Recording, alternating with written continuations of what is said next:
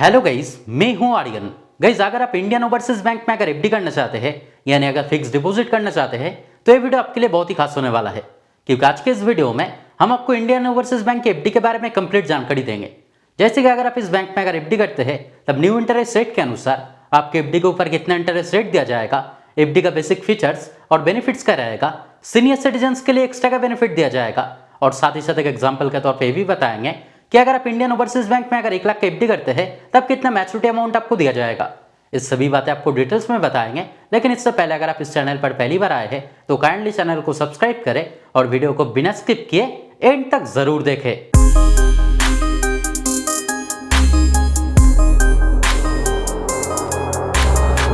तो गाइस, जैसे कि मैं हर एक वीडियो में कहता हूं कि अगर आप किसी भी बैंक में अगर एफडी करते हैं यानी अगर फिक्स डिपॉजिट करते हैं तब पहले उस एफडी का बेसिक फीचर्स और बेनिफिट्स आपके लिए जानना जरूरी होता है, ताकि इन फ्यूचर आपके लिए कोई भी दिक्कत ना आए। तो चलिए पहले जान लेते हैं इंडियन ओवरसीज बैंक के एफडी के बेसिक फीचर्स और बेनिफिट्स के बारे में। तो जैसे कि आप यहाँ पे स्क्रीन पे देख सकते हैं कि अगर एफडी ड्यूरेशन की बात की जाए यानी कितना दिन के लिए आप एफडी कर सकते हैं, तब मिनिमम 7 दिन से मैक्सिमम 10 साल के बीच में किसी भी टाइम के लिए आप एफडी कर सकते हैं। अगर मिनिमम एफडी अमाउंट की बात की जाए तब मिनिमम 1000 रुपया से आप एफडी कर सकते हैं और यहाँ पे मैक्सिमम कोई भी लिमिट नहीं दिया गया है, यानी मैक्सिमम जितना भी अमाउंट आप चाहे आप एफडी कर सकते हैं। अगर नॉमिनेशन फैसिलिटी की बात की जाए तब वो भी फैसिलिटी यहाँ पे दिया गया है, यानी अगर आप चाहे तो आपके एफडी के लिए आप किसी को नॉमिनी भी रख सकते हैं।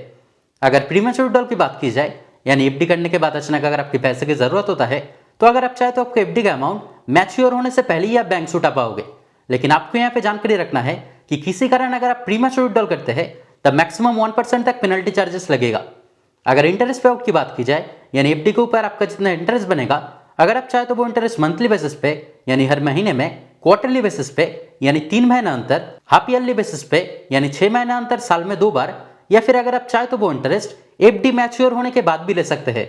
अगर टीडीएस चार्जेस की बात की जाए तो अगर आप जनरल सिटीजन है यानी अगर आपका उम्र अगर 60 साल से कम है और किसी साल का आपके एफडी के ऊपर टोटल इंटरेस्ट अगर 40,000 से ज्यादा होता है तब 10% टीडीएस काटा जाएगा। और अगर आप सीनियर सिटीजन है यानी अगर आपका उम्र अगर 60 साल या फिर अगर 60 साल से ज्यादा है और अगर किसी साल का आपके एफडी के ऊपर टोटल इंटरेस्ट अगर 50,000 से ज्यादा होता है तब 10% टीडीएस काटा जाएगा। लेकिन मैं आपको ये सजेस्ट करना चाहूंगा कि अगर आप जनरल सिटीजन है तब 15G फॉर्म और अगर आप सीनियर सिटीजन है तब 15H फॉर्म जरूर सबमिट करें, क्योंकि अगर आप फॉर्म सबमिट करते हैं तब टीडीएस नहीं काटा जाएगा।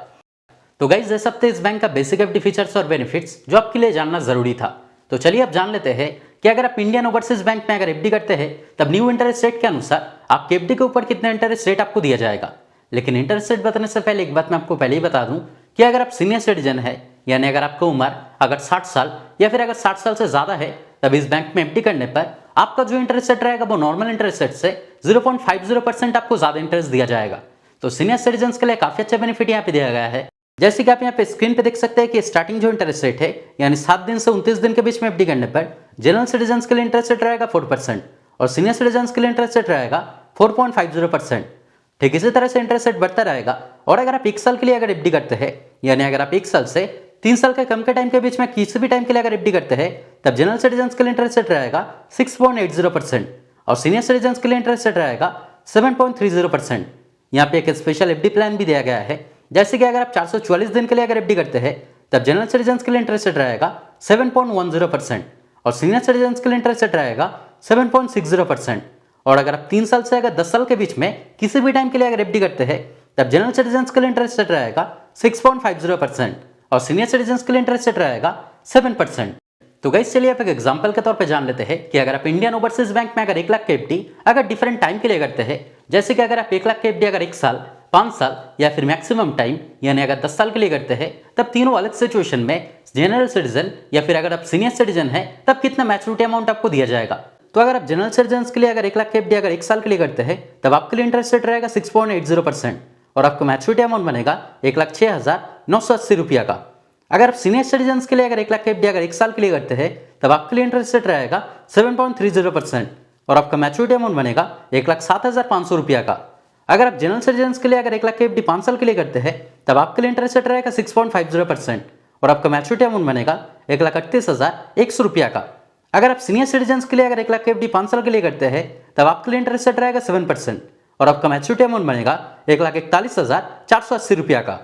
अगर आप जनरल सिटीजन के लिए अगर 1 लाख के एफडी मैक्सिमम टाइम यानी अगर 10 साल के लिए करते हैं तब आपके लिए इंटरेस्ट रेट रहेगा 6.50% और आपका मैच्योरिटी अमाउंट बनेगा 1,90,550 रुपया का। अगर आप सीनियर सिटीजन्स के लिए अगर 1 लाख एफडी मैक्सिमम टाइम यानी अगर 10 साल के लिए करते हैं तब आपके लिए इंटरेस्ट रेट रहेगा 7% और आपका मैच्योरिटी अमाउंट बनेगा 2,160 रुपया का, यानी आपका मैच्योरिटी अमाउंट एक्चुअल अमाउंट से डबल हो जाएगा।